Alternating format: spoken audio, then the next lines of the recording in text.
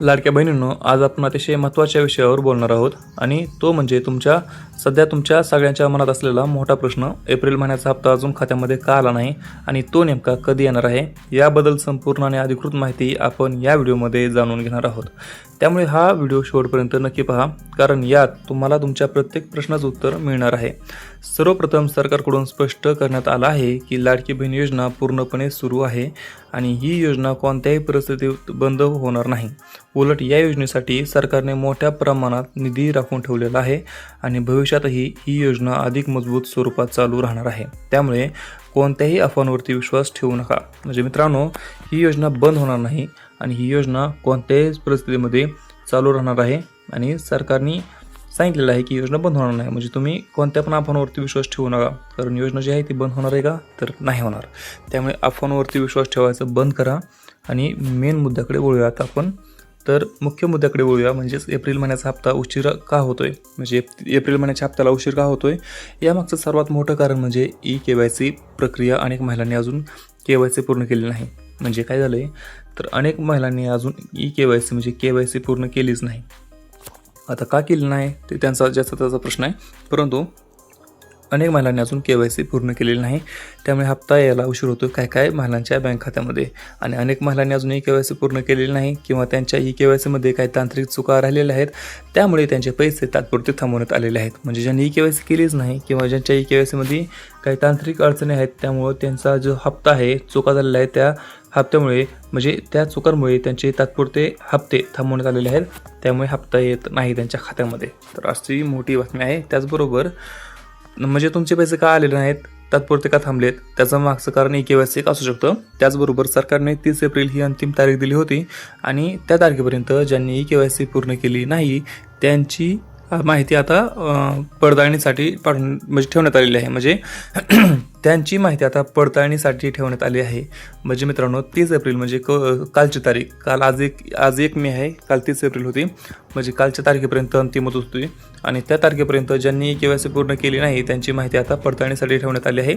सध्या अंतिम व्हेरिफिकेशन प्रक्रिया सुरू आहे आणि या प्रक्रियेनंतर पात्र लाभार्थ्यांची अंतिम यादी जाहीर केली जाणार आहे. सुरुवातीला या योजनेमध्ये तब्बल 2,43,00,000 महिलांनी अर्ज केले होते. म्हणजे सुरुवातीला किती, आता तुम्ही मजा बघा, सुरुवातीला 2,43,00,000 महिला होत्या, नंतर किती राहिल्या बघा. तर म्हणजे सुरुवातीला 2,43,00,000 महिलांनी अर्ज केले होते, परंतु तपासणीनंतर म्हणजे बघा, तपासणीनंतर सुमारे 1,79,00,000 महिला पात्र ठरल्या. म्हणजे किती, तर 1,89,00,000 महिला पात्र ठरल्या. 1,89,00,000 महिला पात्र ठरल्या आहेत. म्हणजे मित्रांनो, इथं 2 कोटी बघा, 2,43,00,000 आणि इथं किती, 1,89,00,000. म्हणजे 2 कोटी महिलांनी अर्ज भरला आणि पात्र किती ठरल्या, तर 1,89,00,000. जवळजवळ 2 कोटी म्हणलं तरी चालेल. म्हणजे बाकीच्या 43,00,000 किंवा 50-60 महिला अपात्र ठरल्या गेल्या. म्हणजे बघा, विचार करा, 1,89,00,000 महिलांनी अर्ज भरला होता, त्यातले जवळजवळ फक्त 2 कोटीच महिला पात्र ठरल्या. म्हणजे एवढे अपात्र महिला झालेल्या आहेत. एवढ्या अपात्र महिला, जवळपास 54,00,000 महिला अपात्र ठरलेल्या आहेत. यामागे विविध कारणे आहेत, जसे की चुकीची माहिती भरणे, उत्पन्न मर्यादा ओलांडणे, सरकारी नोकरीमध्ये असणे किंवा इतर नियमांचे पालन न करणे. याशिवाय सुमारे 14,00,000 महिलांनी सुरुवातीला स्वतःला सरकारी कर्मचारी म्हणून चुकीने नोंदवले. म्हणजे चुकीची माहिती नोंदवली गेली. म्हणजे सरकारी कर्मचारी म्हणून चुकीने नोंदवले होते, पण नंतर त्यांनी ती चूक दुरुस्त केली आहे आणि आता त्यांचाही पुन्हा विचार केला जात आहे. त्यामुळे या महिलांना देखील पुढील टप्प्यात लाभ मिळण्याची शक्यता आहे.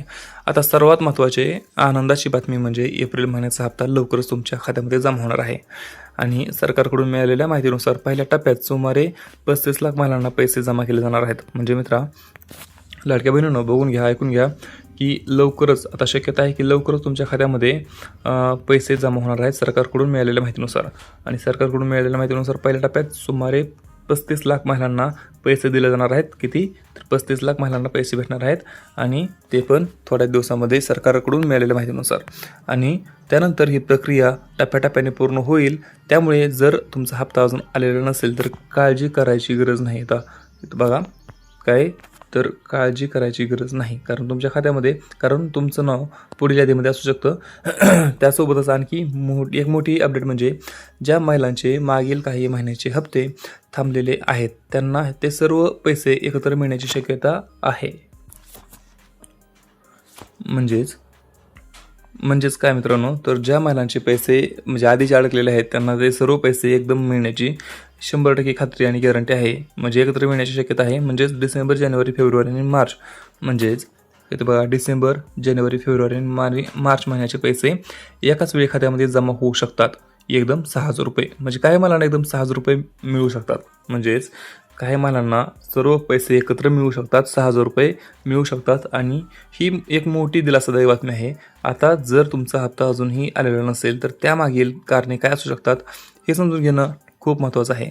पहिलं कारण म्हणजे EKYC पूर्ण न करणे. म्हणजे पहिलं कारण काय आहे तर इथं बघा EKYC पूर्ण न करणे, म्हणजे तुमचे EKYC पूर्ण नाही. आणि दुसरं कारण म्हणजे तुमचं आधार कार्ड बँक खात्याशी लिंक नसणे. म्हणजे तुमचं आधार कार्ड इथं बघा तुमचं आधार कार्ड बँक खात्याशी लिंक नसणे. आणि तिसरं म्हणजे अर्जामध्ये चुकीची माहिती देणे. म्हणजेच तुम्ही सरकारी कर्मचारी असणे किंवा इतर कोणत्याही निकषात अपात्र ठरणे. तुम्ही त्वरित तुमची माहिती तपासा. तुमचं EKYC पूर्ण आहे का, आधार लिंक आहे का आणि बँक खाते सक्रिय आहे का हे नक्की पहा.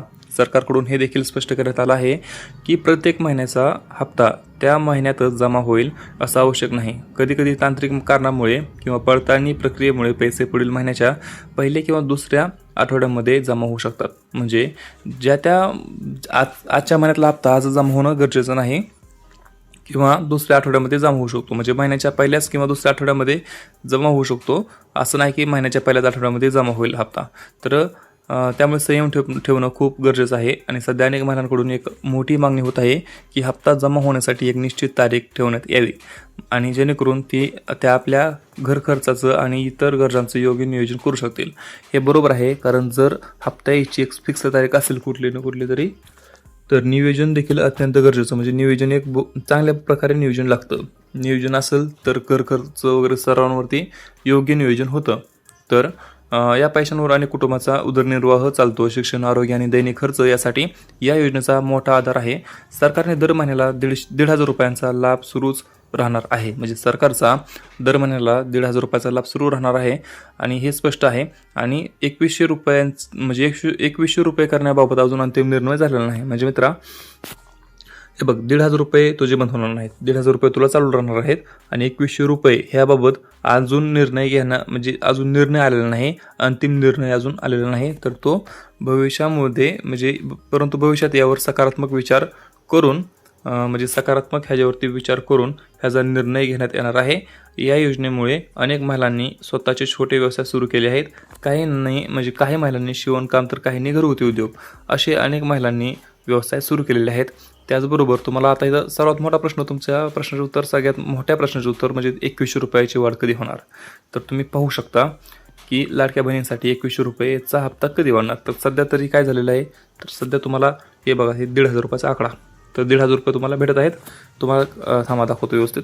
इथं बघा हे 1,500 रुपयांचा आकडा, तर 1,500 रुपये तुम्हाला आता भेटत आहेत आणि ते सुरूच राहणार आहेत असं सांगितलं जात आहे.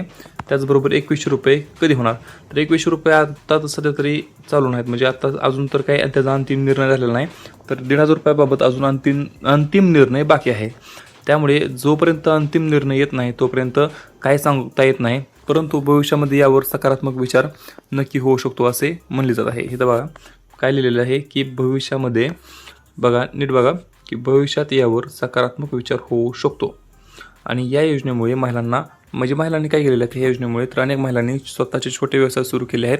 आणि काहींनी शिवणकाम तर काहींनी घरगुती उद्योग सुरू केले आहेत आणि आर्थिकदृष्ट्या सक्षम होण्याचा प्रयत्न सुरू केला आहे. सरकारचं उद्दिष्ट महिलांना लखपती दीदी बनवण्याचं आहे. म्हणजे सरकारचं उद्दिष्ट बघा काय आहे, तर सरकारचं उद्दिष्ट काय आहे, तर महिलांना